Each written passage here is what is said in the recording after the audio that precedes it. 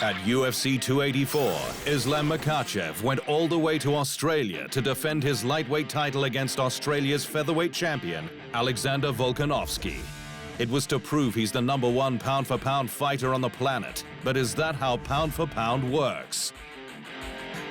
Makhachev scored a unanimous decision victory over Volkanovski, but the scorecard doesn't reflect how close the bout really was.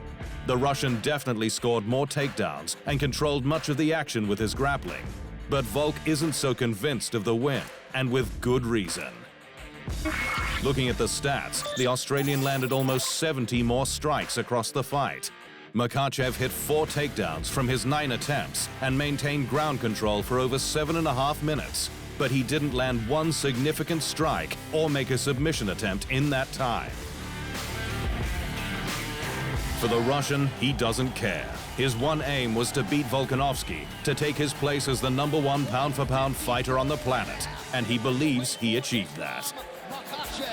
For Volkanovski, he did lose, but many thought he won. For him and now the UFC, that means Makhachev didn't do enough to take Volk's position as the #1 fighter on the planet.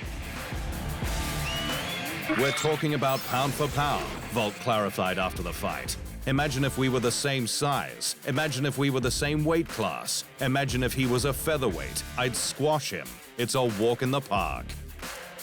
The drama didn't end there. The day after the bout, Volkanovski's teammate Dan Hooker accused Makhachev of cheating with an IV. Makhachev's manager has since denied the accusations, but either way, Volkanovski has called for an immediate rematch, and that could be bad news for the winner of the co-main event.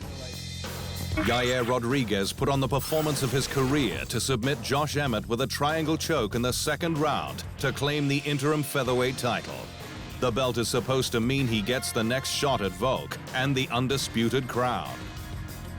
It was Rodriguez's striking dynamism versus Emmett's heavy hands, and the dynamism won. Body kicks and elbows from his back were particularly effective, and when Emmett ended up on top after eating a flying knee, up went the triangle, and that was that. Makhachev and Volkanovski more than earned a $50K bonus for Fight of the Night, as did Yair Rodriguez for his performance of the night. But so did the local lad Jack Della Maddalena for his first-round starching of Randy Brown. Thanks for watching, and remember, if you want more fight sports in your life, just hit the subscribe button.